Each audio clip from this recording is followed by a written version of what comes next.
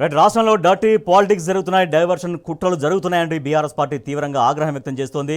తమ పార్టీ నేత అయినటువంటి బీఆర్ఎస్ వర్కింగ్ ప్రెసిడెంట్ కేటీఆర్ని రాజకీయంగా ఎదుర్కోలేక ప్రజల పక్షాన ప్రభుత్వ వైఫల్యాల్ని ఆయన నిలదీస్తున్నందుకు ఆయనపైన తప్పుడు కేసు బనాయించి తనను ఇరికించే ప్రయత్నం చేస్తోంది ప్రభుత్వం అంటూ బీఆర్ఎస్ పార్టీ తీవ్రంగా ఆగ్రహం వ్యక్తం చేస్తుంది. ఇవాళ చాలా నిజాయితీగా బాధ్యత గల పౌరుడిగా ఏసీబీ విచారణకు బీఆర్ఎస్ వర్కింగ్ ప్రెసిడెంట్ కేటీఆర్ హాజరవుతే న్యాయవాది సమక్షంలో విచారణ జరపడానికి ఎందుకు ఏసీబీకి అభ్యంతరం అంటూ బీఆర్ఎస్ పార్టీ ప్రశ్నిస్తుంది. తాను ఏ తప్పు చేయలేదని ఎటువంటి విచారణకు సిద్ధమంటూ కేటీఆర్ కూడా స్పష్టం చేస్తున్నారు. అయితే మళ్ళీ ఎలక్టోరల్ బాండ్స్ అనేది కొత్తగా తెరపైకి తీసుకొచ్చింది. గ్రీన్కో ఎలక్టోరల్ బాండ్లపైన స్పందించారు కేటీఆర్. ఎలక్టోరల్ బాండ్ల విషయంలో ఎప్పుడైనా ఎటువంటి చర్చకైనా సిద్ధమని ఆయన స్పష్టం చేశారు. ఎస్, మా ప్రతినిధి లివిల్ మనకు మరింత సమాచారం అందిస్తారు. రైట్ లివిల్, ఇవాళ ఉదయం చూసాం ఏసీబీ విచారణకు వెళ్ళారు, చాలా బాధ్యతాయుతమైన పౌరుడిగా అక్కడికి వచ్చానని చెప్పారు. నిజానికి తీర్పు అనేది ఇంకా హైకోర్టులో రిజర్వ్లో ఉన్నప్పటికీ కూడా చాలా బాధ్యతగా ఆయన అక్కడికి వెళ్ళారు. కానీ న్యాయవాది సమక్షంలో విచారణకు ఎందుకు ఏసీబీ అధికారులు వెనుకడికి వేశారు? తర్వాత ఎలక్టోరల్ బాండ్స్ అనేది సడన్గా తెరపైకి ఎందుకు వచ్చింది? దీనిపైన ఎటువంటి చర్చ జరుగుతోంది? ఇప్పటికీ దీనిపైన కేటీఆర్ స్పందించారు, ఎటువంటి చర్చకైనా సిద్ధం ఎలక్టోరల్ బాండ్ల విషయంలో అంటూ. సో రాజకీయ వర్గాల్లో ఇదంతా ఎటువంటి చర్చకు దారితీసింది? ఇవాళ మొదటి నుంచి కూడా ఫార్ములా ఈ రేసుకు సంబంధించి ఒక అక్రమ కేసు, అది పసలేని కేసు అని చెప్పేసి కూడా రాజకీయ వర్గాలు చర్చ జరుగుతుంది. ఇటు కాంగ్రెస్ పార్టీకి సంబంధించిన నాయకులు కూడా చాలామంది ఇది అవినీతి జరగలేదు, ప్రొసీడింగ్ ల్యాబ్స్ మాత్రమే జరిగాయని చెప్పేసి కాంగ్రెస్కు సంబంధించిన కాంగ్రెస్ ప్రభుత్వంలో ఒక కీలక మంత్రి అసెంబ్లీ మీడియా పాయింట్లో చెప్పిన మాటలు కూడా ఇవాళ గుర్తు చేసుకోవాల్సి ఉంది. ఆ మాటలే ఇవాళ అనేక విషయాలుగా ఇవాళ మనం చర్చించుకోవాల్సిన అవసరం ఉంది. అంటే ఈ ఏసీబీ కేసు ఒక ట్రాష్ అనేది కూడా మరొకసారి చెప్పుకోవాల్సిన అవసరం ఉంది. ఎందుకంటే ప్రజలకు సంబంధించి వాళ్ళు అనేక హామీలు ఇచ్చిర్రు. ప్రభుత్వం అధికారం చేపట్టడం కోసం వాళ్ళు ఇచ్చిన అలవికాని హామీలు కోసం వారు చేసిన ఎత్తుగడిలో భాగంగానే ఈ కేసులు అనేది మనం ఇవాళ ప్రధానంగా చర్చించుకోవాలి. ఇవాళ రాజకీయ వర్గాల్లో కూడా అదే చర్చ జరుగుతుంది. ఇవాళ వారు ఇచ్చిన ఏ ఒక్క హామీ కూడా సంవత్సరం పైన 2 నెలలు పూర్తిగా వస్తుంది, ఏ ఒక్క హామీ కూడా అమలు చేయలేదు. అమలు ఎందుకు చేయలేదని ఇవాళ ప్రభుత్వంను డిమాండ్ చేస్తుంటే, ఇవాళ ప్రజల పక్షాన పోరాటం చేస్తుంటే బీఆర్ఎస్ పార్టీ పైన లేనిపోని కేసులు పెట్టి ఇవాళ అనేక కేసులు, కుట్రపూరితమైన కేసులు, రాజకీయ కక్షలో భాగంగా పెట్టిన కేసులే తప్ప ఇంకోటి కాదనేది మనకు ప్రధానంగా అర్థం చేసుకోవాల్సిన అవసరం ఉంది. రాజకీయ సర్కిల్లో, పొలిటికల్ సర్కిల్లో కూడా ఇదే జోరుగా చర్చ జరుగుతుంది.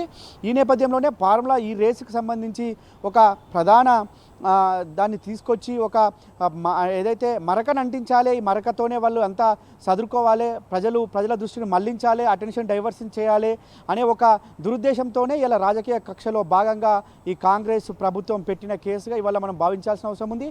అయితే ఈ కేసుకు సంబంధించి అటు మొదటి నుంచి మేము గవర్నర్కి ఫిర్యాదు చేస్తాం, గవర్నర్ దగ్గర అనుమతి తీసుకుంటాం, గవర్నర్ దగ్గర అనుమతి వచ్చిందని కొద్ది రోజులు, అనుమతి తీసుకుంటామని కొద్ది రోజులు, ఆ తర్వాత విచారణకు పిలుస్తామని కొద్ది రోజులు, సడన్గా ఎఫ్ఐఆర్ నమోదు చేసామని కొద్ది రోజులు, అంటే ఫిర్యాదు ఇచ్చిన 3-4 నెలల తర్వాత ఎఫ్ఐఆర్ చేయడం, ఎఫ్ఐఆర్ చేసిన తర్వాత ఇదంతా కూడా అంటే ఒక వివిధ రూపాల్లో దీన్ని డైవర్షన్ చేయడం. అంటే దీన్ని ఎప్పుడైతే ప్రజలకు సమస్యలను లేవనెత్తుతుంది బీఆర్ఎస్ పార్టీ, ప్రజల సమస్యను ఎజెండాగా ఎత్తుకుంటుంది బీఆర్ఎస్ వర్కింగ్ ప్రెసిడెంట్ కేటీఆర్, ఏదైతే ప్రజలకు అండగా నిలుస్తున్నారనే తరుణంలోనే ఇలాంటి ఒక ఊహాజనిత కేసులు తీసుకొచ్చి ప్రజలకు ఈ ఏదైతే వారు చేస్తున్న చెడు పనులను, వారు ఇచ్చిన హామీలు అమలు చేయట్లేదని తెలియకుండా చేసేందుకే ఈ ప్రతిసారి కూడా ఇలాంటి కేసులు తీసుకొచ్చి మీడియా సర్కిల్లో మాత్రమే ఈ అడ్డగోలు చర్చలు పెట్టించి, మీడియా సర్కిల్లో మాత్రమే ఒక లీకులు ఇచ్చి ఈ విధంగా ఒక ఏదైతే కక్షపూరిత వాతావరణాన్ని నెలకొల్పుతున్నారు అనేది మనకు ఇలా ప్రధానంగా అర్థం చేసుకోవాల్సింది. అయితే అన్నిటికీ కూడా ఖచ్చితంగా నేను విచారణకు వస్తాను, నేను ఏ తప్పు చేయలేదని అనేక మార్లు కూడా చెప్పారు. ఎఫ్ఐఆర్ అవుతుందన్నప్పుడు చెప్పారు,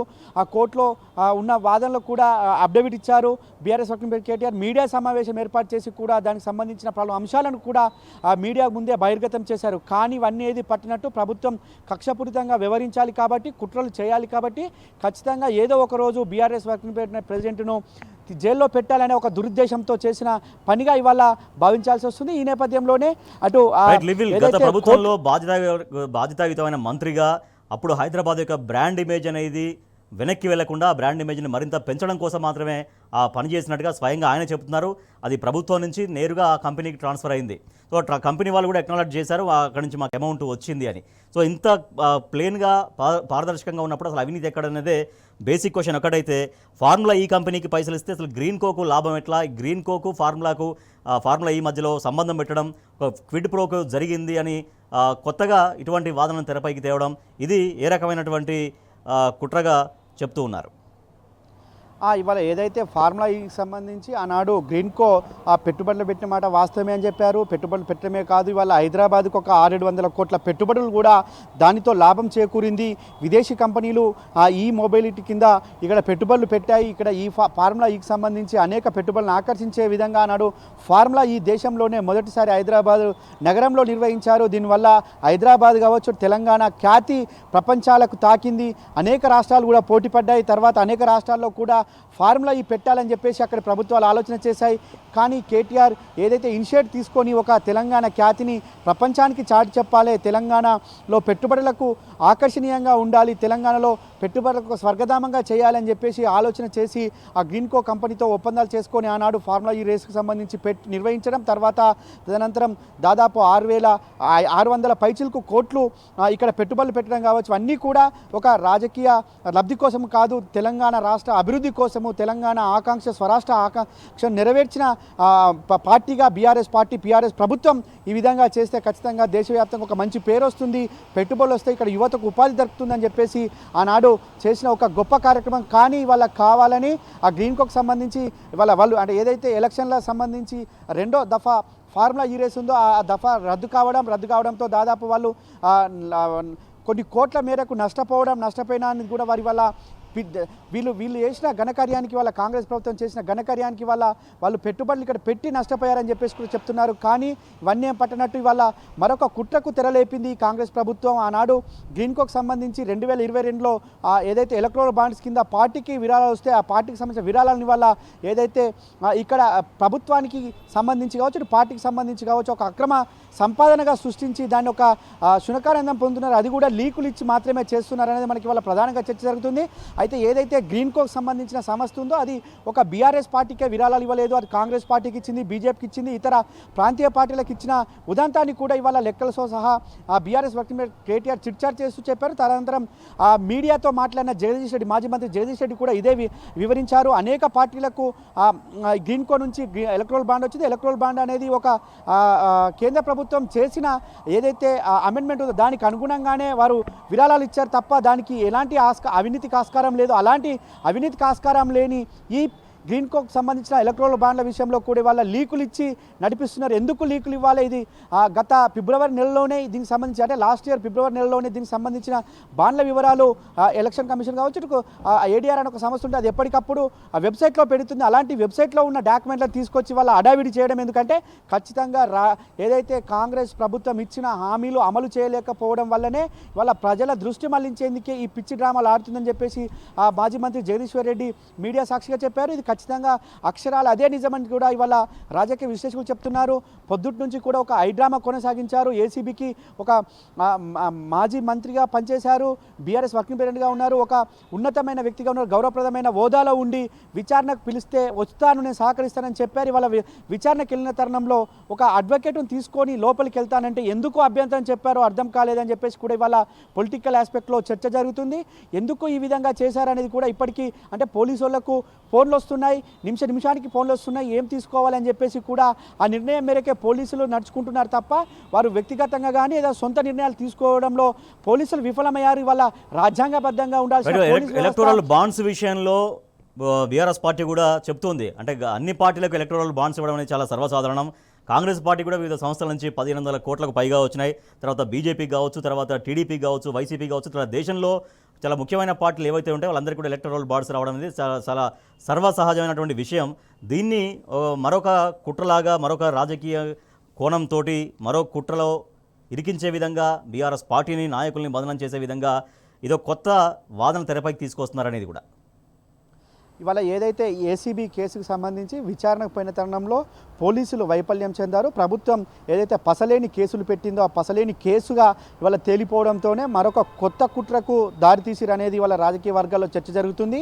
ఏదైతే ఈ ఎలక్ట్రల్ బాండ్ విషయంలో కొత్తగా తెర మీదకి తీసుకొచ్చి దీనిపైన డైవర్ట్ చేసి ఏదో బీఆర్ఎస్ పార్టీకి లబ్ధి చేకూరింది, బీఆర్ఎస్ పార్టీకి లబ్ధి చేరితే ఆ వర్కింగ్ ప్రెసిడెంట్గా కేటీఆర్ ఉన్నారు, గ్రీన్ కోస్ తోటి ఒప్పందం కుదుర్చుకున్నారనే ఒక దృష్టి మళ్లించడంలో భాగంగానే గ్రీన్ కోకి సంబంధించిన సంస్థకు సంబంధించి ఎలక్ట్రల్ బాండ్లకు సంబంధించి తెరపైకి తీసుకొచ్చారు. అది కూడా ఎవరు అధికారికంగా చెప్పకుండా ఒక లీకులు ఇచ్చి ఇవాళ మీడియాను మేనేజ్ చేసి మీడియా ద్వారా ప్రసార మాధ్యమాల ద్వారా ఇవాళ ప్రజలకు చేరవేయాలనే ఒక తప్పుడు ధోరణితో ఒక వితండవాదంతో ఇవాళ ప్రభుత్వం చేసిన కుట్రగా దీన్ని భావించవచ్చు అని చెప్పేసి ఇప్పటికే మాజీ మంత్రి ఎమ్మెల్యే జగదీష్ రెడ్డి కూడా చెప్పారు.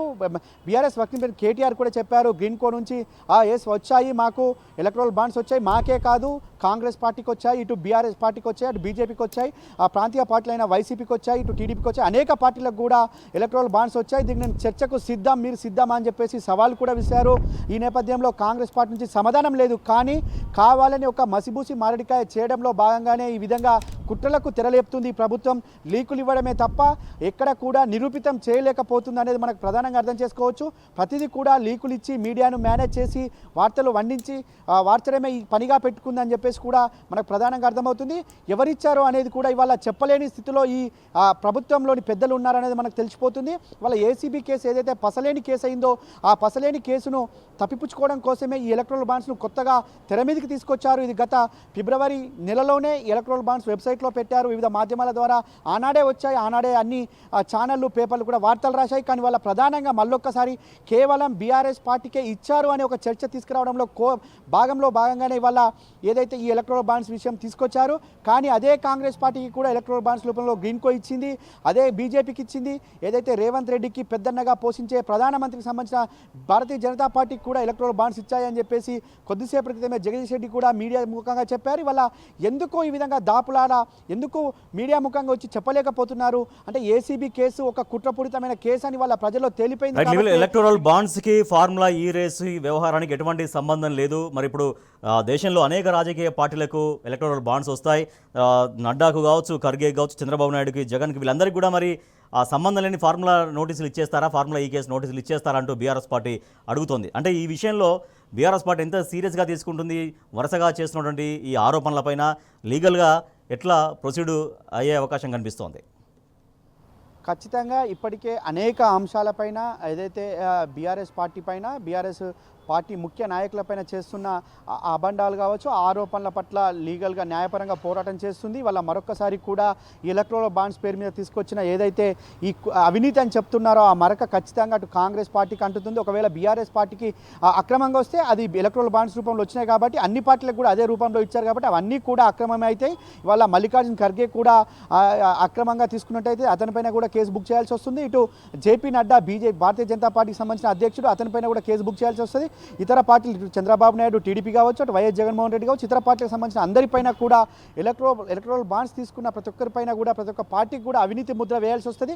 ఖచ్చితంగా ఇదొక పసలేని వాదనలో, పసలేని కేసులో భాగంగానే ఎలక్ట్రల్ బాండ్స్ అనేది ఒక కొత్తగా తీసుకొచ్చి తెర మీదకి తీసుకొచ్చి దీన్ని ఒక రాజకీయ రంగు పుల్చి ఒక బీఆర్ఎస్ పార్టీకి ఎలక్ట్రల్ బాండ్స్ ఇచ్చారనేది చర్చ పెట్టడం కోసమే ఈ విధంగా చేశారనేది మనకు ప్రముఖంగా చర్చ జరుగుతుంది. ఖచ్చితంగా న్యాయపరంగా అడ్డంకులు ఎన్ని వచ్చినా ఇవాళ ఏదైతే ఎలక్ట్రల్ బాండ్స్ విషయంలో కూడా కావచ్చు, ఇతర ఏ అంశాలపైన బీఆర్ఎస్ పార్టీ లీగల్గా ఎదుర్కొంటుంది. ఇటు ప్రజలకు మద్దతుగా ఉంటుంది, ప్రజలకు అండగా ఉంటుంది, ప్రజల సమస్యలపైన పోరాటం చేస్తూనే ఇవాళ ఏదైతే ప్రభుత్వం పైన కూడా వ్యక్తిగతంగా బీఆర్ఎస్ పార్టీ పైన చేస్తున్న విమర్శలకు కూడా తిప్పికొట్టేందుకు బీఆర్ఎస్ పార్టీ సిద్ధంగా ఉంది. వాళ్ళ ఏదైతే ఒక అడ్వకేట్ను తీసుకొని పోతా అంటే ఏసీబీ ఆఫీస్కు పోనీయలేని ప్రభుత్వం, చేతగాని ప్రభుత్వం అని చెప్పేసి కూడా ఇప్పటికే బీఆర్ఎస్ పెద్దలు చెప్తున్నారు. ఖచ్చితంగా ఇవాళ హైకోర్టులో తీర్పు ఇంకా రిజర్వ్ అయి ఉంది.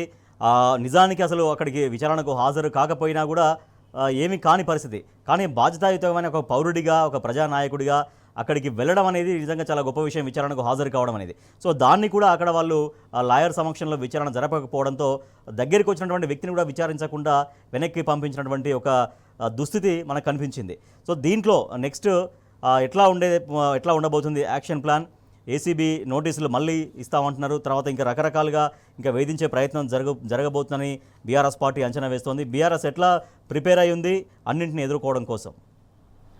ఇవాళ ఏదైతే ఒక బాధ్యతాయుతమైన పౌరుడిగా రాజ్యాంగాన్ని ఆ రాజ్యాంగాన్ని గౌరవించే వ్యక్తిగా, ఒక మాజీ మంత్రిగా, సీనియర్ ఎమ్మెల్యేగా ఇవాళ ఏసీబీ విచారణకు నేను హాజరవుతా, నేను వస్తా అని చెప్పేసి వారు ఏదైతే చెప్పిన టయానికంటే ముందే ఏసీబీ కార్యాలయం దగ్గరికి చేరుకున్నారు.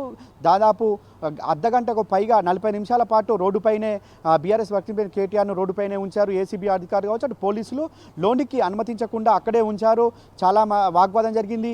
నేను గత పట్నం నరేందర్ రెడ్డికి, అదే ఇదే బీఆర్ఎస్ సంబంధించిన మాజీ ఎమ్మెల్యే పట్నం నరేందర్ రెడ్డికి ఏదైతే స్టేట్మెంట్ను ఒక కుట్రపూరితంగా ఆయన ఇవ్వని వాగ్మూలాన్ని ఇచ్చినట్టుగా ప్రచురించి మీడియాకు వంటవార్చి ఒక తప్పుడు ఆరోపణలు చేశారు. అది కూడా కేటీఆర్ పైన ఆరోపణలు చేసే విధంగా ఏదైతే స్టేట్మెంట్ రికార్డు చేసినామని చెప్పారో దాన్ని దృష్టిలో ఉంచుకొని బీఆర్ఎస్ వర్కింగ్ ప్రెసిడెంట్ కేటీఆర్ సైతం ఖచ్చితంగా నాకు అడ్వకేట్ సమక్షంలోనే విచారణ జరగాలి, మా అడ్వకేట్ వస్తారు అని చెప్పేసి ఆ అడ్వకేట్ను తీసుకొని వెళ్ళిన తరుణంలో వాళ్ళు లోపలికి అలో చేయలేదు. ఎందుకు అలో చేయలేదంటే సమాధానం చెప్పలేదు. నిమిషానికి ఫోన్ మాట్లాడుతూ ఫోన్లో ఎవరైతే ఇన్స్ట్రక్షన్స్ ఇస్తారో ఆ ఇన్స్ట్రక్షన్స్ మాత్రమే ఫాలో అయ్యారు, కానీ రాజ్యాంగాన్ని ఎక్కడ ఫాలో కాలేదనేది రాజకీయంగా విమర్శిస్తున్న పరిస్థితి కనిపిస్తుంది ఏసీబీ అధికారులపైన.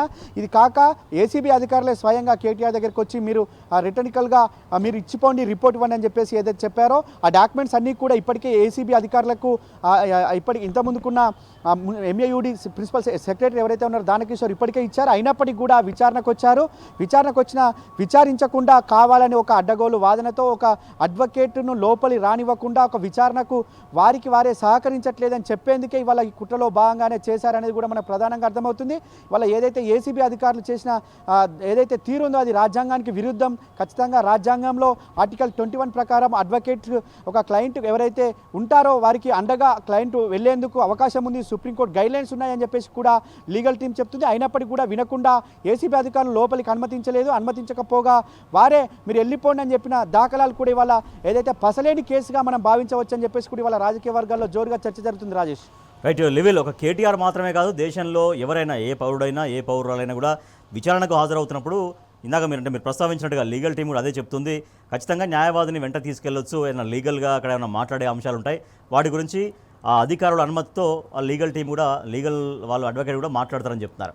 సో దీంతో పాటుగా ఒక విషయాన్ని కూడా అందరూ వాళ్ళ గుర్తు చేసుకుంటున్నారు. గతంలో ఈడీ విచారణకు రాహుల్ గాంధీ హాజరైనప్పుడు ఇట్లే మంది మార్బలంతో కార్యకర్తలతో అక్కడ దాకా వెళ్ళి తర్వాత న్యాయవాదుల సమక్షంలోనే లోపలికి వెళ్ళి విచారణకు హాజరయ్యారు. మరి అప్పుడు లేనటువంటి అభ్యంతరాలు ఇప్పుడెందుకు వచ్చాయనేటువంటి ప్రశ్న కూడా లేవదీస్తూ ఉన్నారు.